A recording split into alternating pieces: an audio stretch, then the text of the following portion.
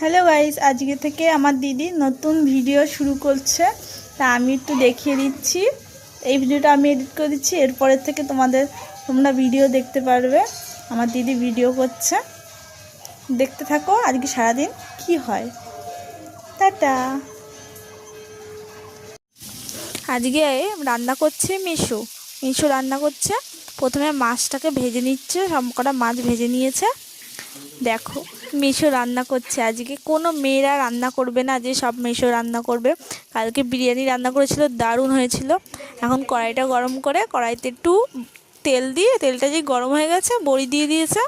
আর ওদিকে মাসি চিংড়ি মাছ বাছছে। আবার তারপরে কড়াইতে তেল দিয়ে জিরে দিয়েছে, পেঁয়াজ কুচি, পেঁয়াজটা ভেজে নেবে। ভেজে এখন মশলাগুলো দিয়ে দেবে। আলু দিয়েছে পেঁয়াজ ভাজার মধ্যে, আলুটাও পেঁয়াজের সাথে ভাজা ভাজা হয়ে যাবে। আলুটাকেও পেঁয়াজের সাথে ভেজে ফেলবে পুরোপুরি।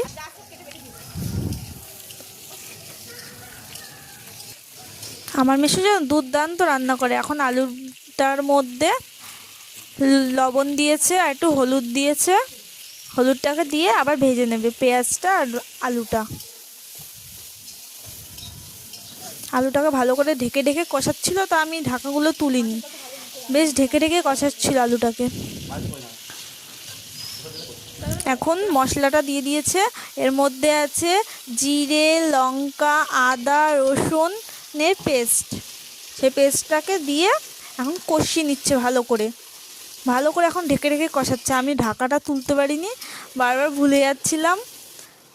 তারপরে ওটাকে ধুয়ে দিয়ে দিয়েছে ওটার জলটা। এবারে ঢেকে দিয়েছে, ঢেকে কষাচ্ছে ভালো করে। তোমরা ঢেকে ঢেকে কষিও, তাহলে আলুগুলো গলে যাবে সুন্দর মতো, আরও মশলাগুলো ভাজাও হয়ে যাবে, আর টেস্ট আসবে ভালো। এখন জল দিয়ে দিচ্ছে, জল দিয়ে আবার ঢেকে দেবে। ঢেকে তারপর মাছগুলো দিয়ে দিয়েছে, একটা একটা করে দিয়েছে যাতে না ভাঙে মাছগুলো। অনেকে আছে মাছের ঝোলের মধ্যে মাছগুলো সঙ্গে সঙ্গে ঢেলে দেয়, তখন মাছগুলো ভেঙে যায়। তার জন্য একটা একটা করে মাছগুলো দিচ্ছিল।